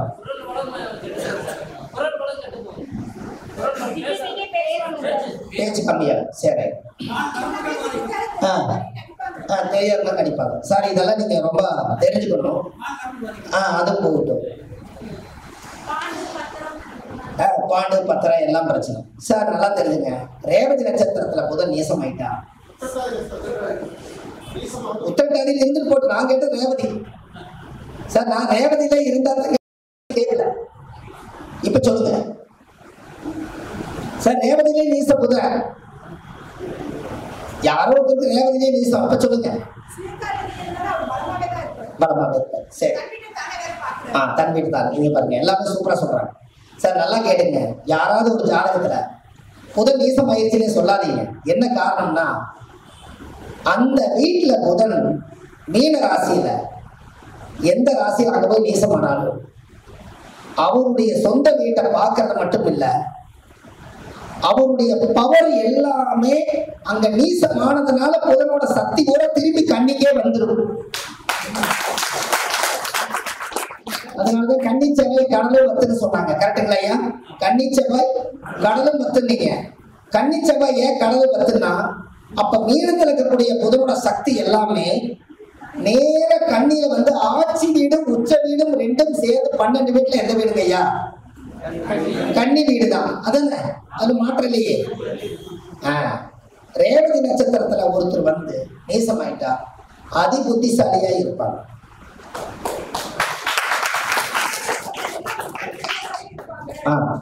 அம்மா அதை கரெக்டா சொன்னாங்க. ஏன்னு கேட்டீங்கன்னா, நாம என்ன நினைச்சுக்கோன்னா, அதுக்கு ஒரு உதாரணம் டார்ச் லைட் இருக்குது இல்லைங்களா, அந்த நீசமான இடத்துல போய் அந்த டார்ச் லைட்டை மீனத்துல வச்சு கன்னிராசி பார்த்து டார்ச் லைட் அடிங்க, வெளிச்சம் எங்க அடிக்குன்னு சொல்லுங்க. அப்ப புதன் இருக்கிற வீட்டுல இருட்டு, அதோட சக்தியோட பவர் பூரா வெளிச்சம் பூரா கண்ணிக்கு தானே வருது.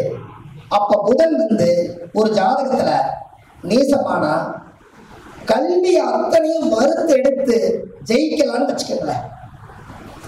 கல்வியே வறுத்தெடுக்கலாம். காலேஜ் கட்டுறது, வாத்தியார் ஆகிறது, பாடம் எடுக்கிறது, இதுக்கு எல்லாமே புதன் உச்சமா இருந்தா, நான் படிச்சிருக்கேன் என்னை யாரும் வந்து மதிக்கலேனே காண போயிருவருக்கு. புதன் நீசமா இருந்தா எளிமையா போய் எல்லாத்தையும் புத்திசாலி பூரா எல்லாத்துடைய குணங்களையும் தெரிஞ்சுக்குவாங்க.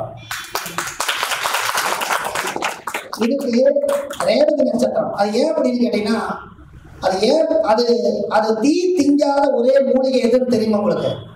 தீ திங்காத மூலிகை நெருப்பிலேயே போட்டாலும் தீ திங்க ஒரு மூலிகை. சொல்றவங்களுக்கு 500 ரூபாய் பரிசு சார், 500 ரூபாய் பரிசு சார். தீ திங்காத மூலிகை 500 ரூபாய் பரிசு. எலுமிச்சம்பழத்தை தீ தின்றுமில்ல சார், 500 ரூபாய் பரிசு. யாரு கேட்டாலும் அப்படி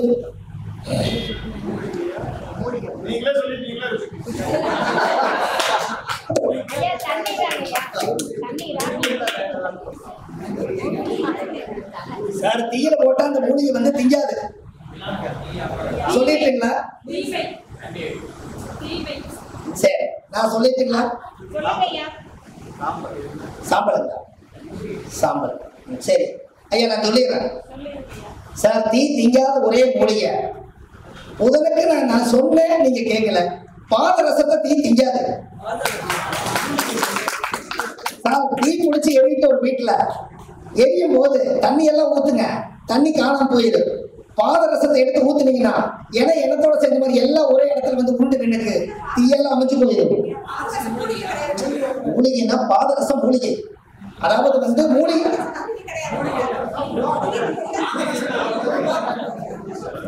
சார் உலகன்னு சொல்லி ஒரு 500 ரூபாய் மிச்சம் சார். சார் எப்பவுமே ஜோசியத்துல அந்த சொல்ற வார்த்தையில எப்படி எப்படி எல்லாம் கழுவற மீன்ல நழுவற மீன் ஆகுதோ அது எல்லாமே பாதரசம் தான். கரெக்டுங்களா ஐயா? பாதரசம் என்ன பண்ணும்? கழுவுற மீன்ல நழுவுற மீன். என்னென்ன மூலிகைன்னு சொன்னதுனால உங்களுக்கு புரியல, உலகம்னு சொல்லிதான் புரிஞ்சிருக்கும். கரெக்டுங்களா? சரி, இந்த 500 ரூபாய் ஐயாவுக்கு கொடுத்துட்டு போறேன், என்ன உங்களுக்கு பிரச்சனை? சார் ஆல்ரெடி நாங்க அன்னதானம் போட சொல்லிட்டோம், அதுல வந்து உங்களோட பரிசெல்லாம். ஏன்னா சார் நல்லா தெரிஞ்சுங்க, எதுக்காக இது ஒரு தமாசா சொல்றேன்னா, சயின்ஸ் மெர்க்குரிங்கிறது பாதரசம். சூரியன் பக்கத்துல முன்னும் பின்னும் போயிட்டே இருக்கும். ஆனா எந்த கிரகம் போனாலும் அஸ்தங்கம் சொல்றீங்க. ஆனா புதனுக்கு மட்டும் சூரியன் பக்கத்துல போனா நெருப்பு கட்ட வந்து நெருப்பு கூட அமைஞ்சு பாதரசம் உயிரோட இருக்குது. அப்ப தீ திங்காத ஒரே உலோகம் அதானே? அதன்கையா தீ திங்காத ஒரே உலோகம் அதுதான். அப்போ உங்க கையில அந்த பாதரசம் இருந்தா நீங்களும் புதனோட சக்தியை கையில வாங்கின மாதிரி தானே, ஒரிஜினல் பொருள் கையில இருந்தா. அதனால குழந்தைகளுக்கு எல்லாமே இந்த பாதரசத்துல ஓட்டை போட்டு கழுத்துலையோ இடுப்புலையோ அதை கட்டி விட்டா அந்த உடம்புல உரச உரச அவங்களுக்கு ஒரு சுரப்பி வேலை செஞ்சு கல்வி நரம்பை ஆக்டிவேட் ஆகும். அப்படி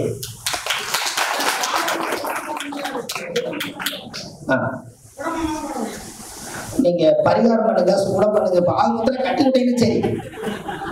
ஏன்னு கேட்டீங்கன்னா அந்த மூலிகை அதுக்குள்ள அந்த கட்டி அதெல்லாம் விற்கிறாங்க இல்லைங்களா, அந்த ஒரிஜினல் கிடைச்சதுன்னா அந்த பாதரசத்தை நீங்க கண்டிப்பா அது செய்யணும்.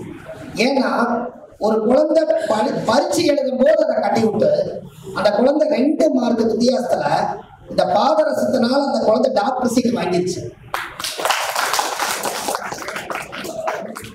சார் படிப்பு நல்லா வரணும்னா உங்களுக்கு ஒரு பரிகாரம் சொல்லியிருப்பேன். தாய் மாமனுக்கு பாத பூஜை பண்ணினீங்கன்னா படிப்பு தானா வரும். ஏன் சார் ஐயா? எதனால சார்? கல்விக்கு அதிபதி புதன், உறவுல தாய் மாமன். அந்த குழந்தை தாய் மாமன் கூட நல்லா பழகுச்சுனாலே, மாமான்னு பழகுச்சுனாலே அந்த கல்விக்காரனுடைய அந்த பாசம் இருக்க வரைக்கும் அந்த குழந்தை மாமனோட அறிவை வச்சு அந்த குழந்தை நல்லா படிச்சு. சார் எல்லாத்துக்கும் தாய் தந்தைக்கு பாத பூஜை பண்றாங்க, அது மகன். ஆனா இது வந்து தொப்புள் கொடி சம்பந்தம் யாருக்கு இருக்குதுங்க? தாய் மாமனுக்கு தொப்புள் கொடி சம்பந்தம் இருக்கா இல்லையா?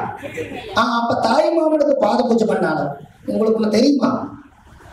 இந்த பொண்ணை மணவரையை கொண்டு போய் உட்கார வைப்பாங்கல்ல அப்பெல்லாம். இப்பதான் பொண்ணு நடக்க வச்சு கூட்டிட்டு போறாங்க. முதல்ல கோயில்ல உட்கார வச்சிருப்பாங்க பொண்ணை. தாய் மாமன் தான் தோலை தூக்கிட்டு வந்து மணவரையில உட்கார வைப்பாரு. என்ன சார்? சார் அந்த குழந்தைய தொடர்றதுக்கு யாருக்கு முதல் உரிமை இருக்குன்னு சொல்லுங்க. அப்ப இவ்வளவு தூரம் வளர்த்தி வாழும் பண்ணி கடைசியில இந்த கல்யாணம்னு பேர் வந்ததே இந்த வீட்டுல இருந்து இந்த கன்னி பொண்ண இன்னொரு வீட்டுக்கு தானமா கொடுக்கறதுனால கன்னியாதானம் காலப்போக்கில் கல்யாணம்னு மாறிடுச்சு. ஏன்னா கன்னி கழிகிறது களி, அதனால அந்த காலத்துல கல்யாணம் வந்துருச்சு. ஆனா கன்னியாதானம் தான். கன்னி வந்து தார பார்த்து கொடுக்குறோமா யார் வீட்டுக்கு? மாப்பிள்ளை வீட்டுக்கு. அப்ப அந்த வீட்டுக்கு போய் அந்த 1000 காலத்து பயிரா உருவாகுறதுக்காக அந்த பொண்ணை அப்படி உருவாக்கி வச்சிருக்காங்க. அப்ப அந்த காலத்துல முன்னோர்கள் எல்லாம் இதை செஞ்சது ஆதி காலத்துல ஃபர்ஸ்ட் கிளாஸா வாழ்ந்திருக்காங்க. கரெக்டா இல்லைங்களா சொல்லுங்க சார்? போன வாரத்துக்கு முந்தின வாரம் ஒரு நல்ல செய்தி. அந்த அம்மா கன்சீவ் ஆகல, குழந்தை பாக்கியமே இல்லை. 6-7 வருஷமா ஊரா சுத்துறாங்க. டாக்டர்னு சொல்லிட்டார், உங்களுக்கு கொழுப்பு கட்டியெல்லாம் ஜாஸ்திங்க, கன்சீவ் ஆகிறது கஷ்டம். என்கிட்ட ஜாதகம் பார்க்க வந்தாங்க. அந்த அம்மாவுக்கு என்ன சொன்னா, சூரிய ஒளி படக்கூடிய அரச மரத்துல கிழக்கு பார்த்து தலை இருக்கும் பத்தியில அரச இலை 10 கிலோ அரச மரத்துல கிழக்கு பார்த்து இருந்தா தான் சூரிய ஒளி வந்து அது மேல படும். அந்த தலைய கொழுந்து அரைச்சு குடிச்சுக்கோ, தலைய புடுங்கி தலைமேட்டில் வச்சுக்கா, குடும்ப வாழ்க்கை வாழுங்கண்ண. அந்த அம்மா கன்சீவ் ஆயிட்டாங்க. ஒரு சந்தோஷம். அந்த அம்மாவும் ஆதிகால பரிகார போக்குன்னு கேட்டிருக்காங்க. ஆனா அந்த அம்மா ஜோசியரே இல்லை. ஏன்னா இன்னும் நம்ம 4 பேருக்கு சொல்லலாம். பாருங்க, அந்த அரச மரத்தை சுத்தின குழந்தை கிடைக்கிறாங்க. அரச மரத்தை எந்திரிச்சே நடக்க முடியுது. என்ன பண்றதுன்னா அரசியலை தலைமையிலையும் வச்சுக்க மாட்டேன். ஐயா புரியுதா? ஷார்ட்கட் வழிதான் நம்ம கேட்கறாங்க.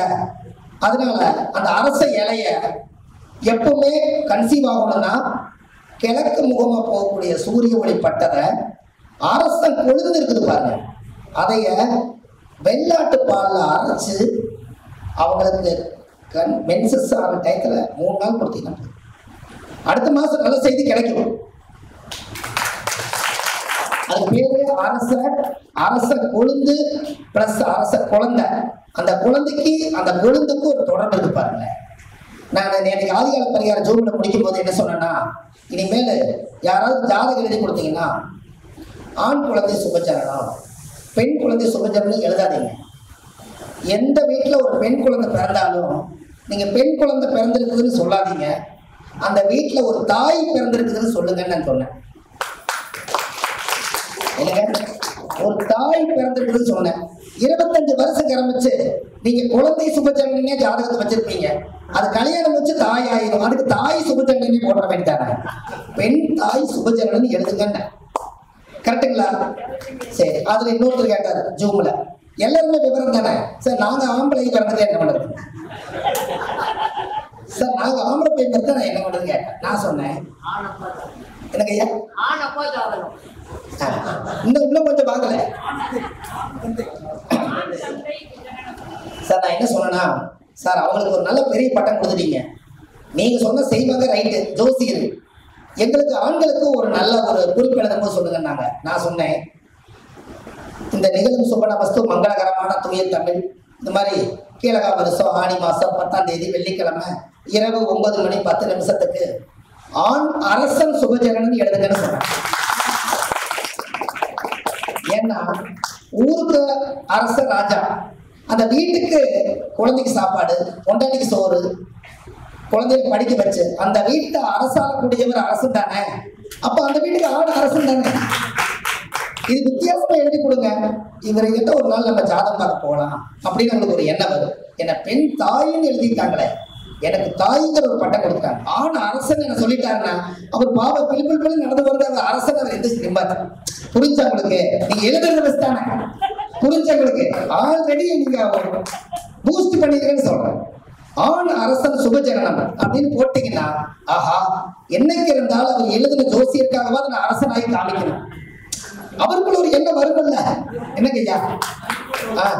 சார் நீங்க யாராவது கல்யாணத்துக்கு போனீங்க, பாவம் அந்த அம்மாவே சோறு திங்காம உடம்பு வத்தி வரும், பாவம் ஏமா இப்படி ஆகிட்டா, குடும்பத்துல சோறு தண்ணி இல்லாம இப்படி வத்தி போயிட்டேன்னா ஆல்ரெடி அதை அழுகிறதுக்கு துடிச்சிட்டு இருக்கு. இதையும் சொல்லிட்டீங்கன்னா நம்ம எச்சா அழுதுமா?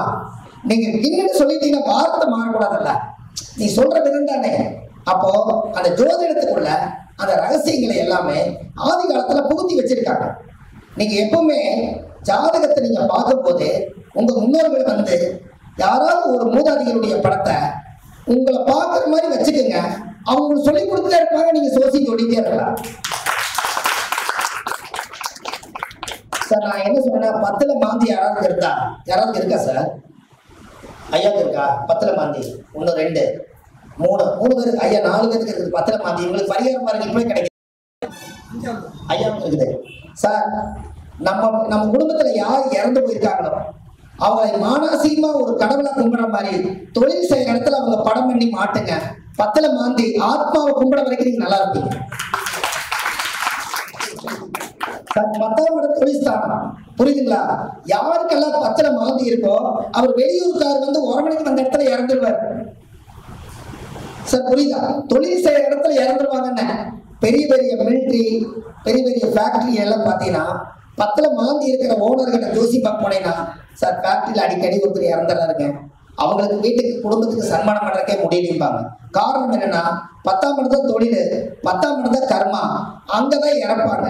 அதனால அந்த ஆத்மா தொழில் செய்யற இடத்துல வந்துதான் இருக்கும்னு ஆசைப்படுது, நாம கண்டுக்கிறது இல்லை. அதனால அந்த தொழில் நல்லா இருக்கணும்னா இறந்தவருடைய ஆத்மாவுடைய படத்தை ஒரு சம்பங்கி மாலை வாங்கி போட்டு ஒரு விளக்கேற்றி கும்பிட அந்த ஆத்மாவே ஒரு தொழிலை விருத்தி பண்ணி கொடுத்துருங்க.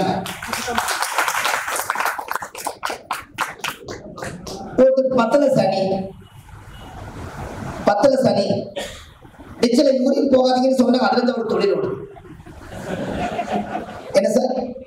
சார் 10ல சனி டிச்சில யூரின் போகாதீங்கன்னு சொன்னேன், அதுல இருந்து அவர் பார்த்து யூரின் போறாரு, எங்கேயாவது டிச்சு இல்லாத இடத்துக்கு போறாரு. ஏன்னா சனி என்பது டிச்சு, சூறை, அழுக்கு, சகிதி, சேரு, இதுல போய் உங்களுடைய நம்மளுடைய யூரின் கழிக்கும் போது யோகம் போயிருந்தா அதை நிறுத்தின அவர் தொழில் நல்லா ஓடும். சார் இதெல்லாம் உங்களுக்கு இன்ட்ரெஸ்டா இருக்கா? ஐயா போயிடுச்சா? 1 மணி நேரம் ஆயிடுச்சா? ஐயா எனக்கு விடுதலைங்க ஐயா, எனக்கு தெரியல அது. சார் இப்படியெல்லாம் போனா அவ்வளவுதான். சரி, ஏன்னா மத்த ஐயா நிக்கிறது எனக்கு தெரியல, என்னை அறியாமையே நான் பேசிட்டு இருக்கிறேன். இங்க இருந்து இருக்கிறது சார் நல்லா ஐயப்பனுக்கு மழை போட்டு, ஐயப்பனுக்கு மழை போட்டு எனக்கு ஐயா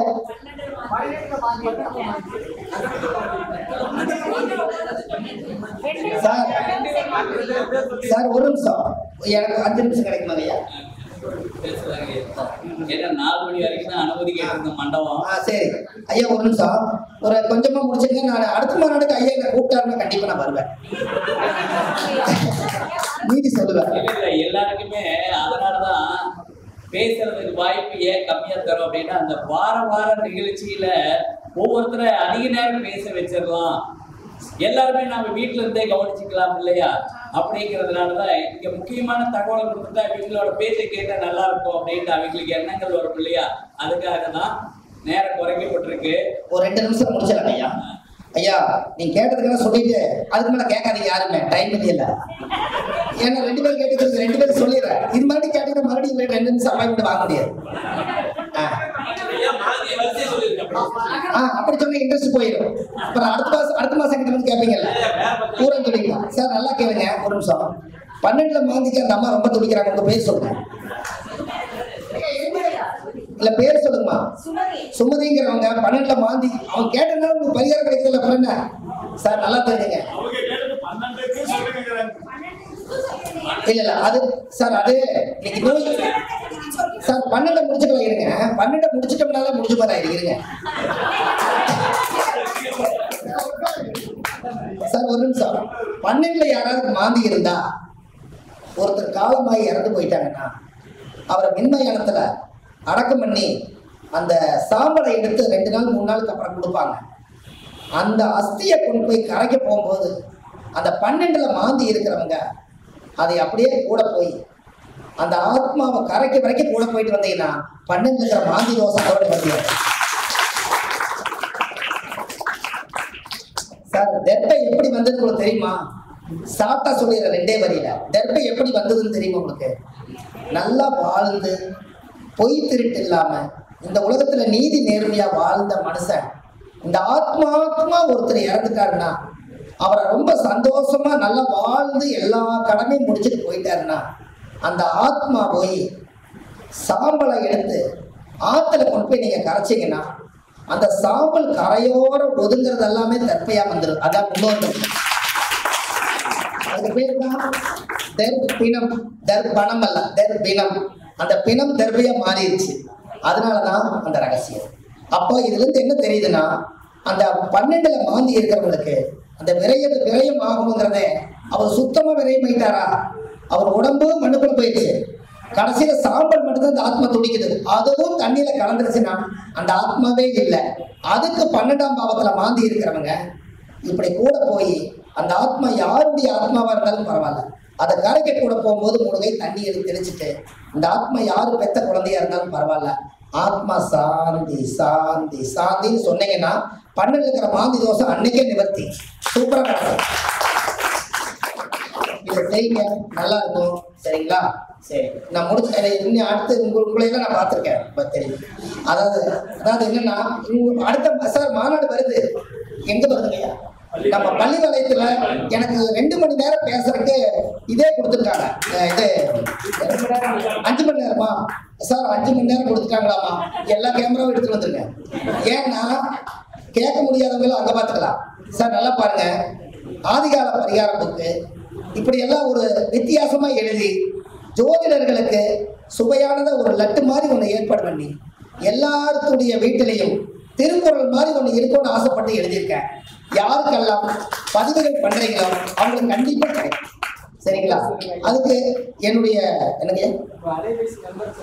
போன் நம்பர் வந்து எழுதிக்கங்கய்யா. 96 ஒரு தடவை சொல்றேங்க ஐயா, 2வது தடவை கேட்டீங்கன்னா கூப்பிட மாட்டாங்க. 96 55 61 55 55. மறுபடியும் நீங்க கேட்பீங்க 96 55 61 55 55. மறுபடியும் கேட்க மாட்டீங்க. அதனால இப்ப என்னன்னா, இப்போ இந்த காலகட்டங்கள்ல நம்ம ஐயா இவ்வளவு பேர்த்த வர வச்சு ஒரு ஜோதிடம் ஒரு கூட்டம் நடக்கிறதுனா எத்தனை பேருக்கு அவர் போன் பண்ணியிருப்பாரு சொல்லுங்களேன் பார்க்கலாம். எனக்கு ஐயா எத்தனை பேருக்கு அவர் போன் பண்ணியிருப்பாரு? அவங்களுக்கு எல்லாம் ஒரு பெரிய ஒரு வாழ்த்து என்னன்னா, இந்த வருஷம் கடைசியில டிசம்பர் மாசத்துல 31ஆம் தேதி அன்னைக்கு தோத்து போயிடக்கூடாது, எதுலையும் வாழ்க்கையில ஜெயிக்கணும்னு சொல்லி யாருமே 1ஆம் தேதி தான் வைப்பாங்க. அவர் 31ஆம் தேதியே வைக்கிறாருன்னா இந்த புத்தாண்டுக்கு முன்னாடி இந்த கடைசி நாளுக்கு அவர் நன்றி சொல்றதுக்காக அவர் வச்சிருக்காரு. புரியுதா? கடைசி நாளுக்கு நன்றி சொல்றதுக்காக அவர் வச்சிருக்காரு. அப்போ அவருக்கு வந்து ஒரு அன்னதானத்துக்காக ஒரு 5000 ரூபாய் நான் வந்து ஒரு உணவுக்காக கொடுக்குறேன். சரிங்களா? இதுல மென்மேலும் நம்ம ராஜசங்கர் ஐயா ஸ்டார் தமிழ்நாடு ஜோதிட அறக்கட்டளை இப்போ ஜோசி நம்ம வாயிலிருந்து வந்துட்டாலே பிரபஞ்சத்துல போய் படிக்கும். இனி அவங்க தொடர்ந்து நடத்தணும். எங்கெங்கயோ இருந்து ஜோதிடர்கள் எல்லாம் வந்து இந்த ஆன்மீகம் ஜோதிடத்தை தெரிஞ்சுக்கணும், மக்களுக்கு நல்லபடியா போய் சேரணும்னு சொல்லி இந்த இடத்துல சுபம் மாரிமுத்து வள்ளுவர் வாக்குன்னு யூடியூப் சேனல்ல போனீங்கன்னா ஒரு 1330 ஆதிகால பரிகாரம் வீடியோவே கொடுத்துருக்கேன். சரிங்களா? அது இன்னொரு நல்லா கேட்டாரு, ஆன்லைன் அஸ்ட்ரோ டவர்னு ஒரு இந்த கேமரா வச்சிருக்கேன். ஜோதிடர்களுக்கெல்லாம் ஒரு சேவை பண்ணிட்டு இருக்கேன். என்னன்னா, இந்த கேமராவுக்கு நான் காசு வாங்குறது இல்லை. அந்த கேமரா எந்த ஜோதிட மாநாட்டு கூடத்தை கேட்டாலும் ஒரு எடிட்டரு ஒரு கேமராமேனு இந்த கேமரா எடுத்து நலிந்த ஜோதிடர்களுக்கு இதுல பேசி அதுல எடிட் பண்ணி அவங்க போன் நம்பரை போட்டு அவங்களும் வாழணும்னு சொல்லி ஆன்லைன் அஸ்ட்ரோ டவர்னு ஒரு சேனலை இலவசமா ஐயாவுக்கு நீங்க யாரு பேசினாலும் காசெல்லாம் கேட்க மாட்டாங்க. இதை அடுத்து அந்த ஆன்லைன் அஸ்ட்ரோ டவர்ல போனீங்கன்னா நீங்க பேசுறதெல்லாம் அதுல வரும். நான் தான் இப்படி பேசிக்கிறேன், பரவாயில்லையே அப்படி நீங்களும் சந்தோஷமாகறதுக்காக இந்த கேமரா எங்க கூப்பிட்டீங்கனாலும் வரும். ஐயாவுக்கு முதல்ல இங்க திருச்ச போட்டு கொடுத்துருக்கேன். அதனால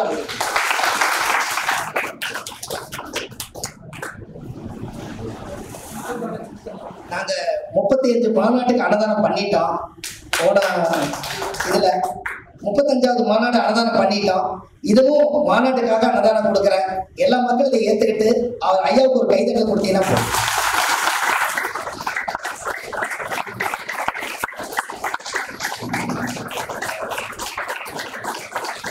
நன்றி, வணக்கம். வாழ்வது ஒரு முறை, வாழ்த்துக்கும் தலைமுறை. ஐயா வந்து நாங்க இப்படி ஒரு கருத்தரங்கம் வச்சிருக்கேங்கய்யா, புத்தாண்டு கருத்தரங்கன்னு சொல்லிட்டு டிசம்பர் 31 வச்சிருக்கிறோம் அப்படின்னு. இதுக்கும் மெயின் காரணம் வந்து பாத்தீங்கன்னா நம்ம சிம்ம சிவபெருமான் தான். அவர் மக நட்சத்திரம், அதனால இந்த நாள செலக்ஷன் பண்ணிட்டாரு. பரவாயில்ல, இதுவும் இருக்கட்டும். ஏன்னா நாளைக்கு நாங்க சபரிமலைக்கு போறதா இருந்தது. இந்த 31 இதை வைக்கிறேன். நாம ஃபர்ஸ்ட் சனிக்கிழமை செய்யலாம்னு தான் ஃபர்ஸ்டே முடிவு பண்ணது. அந்த சனிக்கிழமை வந்து பாத்தீங்கன்னா 3 நாள் மாநாடு முரளி ஐயா அறிவிச்சுட்டாரு. அதுக்காக நம்ம முன்கூட்டியே வச்சிடலாம். அடுத்த சனிக்கிழமை அப்படின்ட்டு அடுத்த எல்லா பக்கமும் இருக்கும். அதனால முதல் சனிக்கிழமை தவிர்க்கப்பட்டதுனால இன்னைக்கு வைக்கப்பட்டது.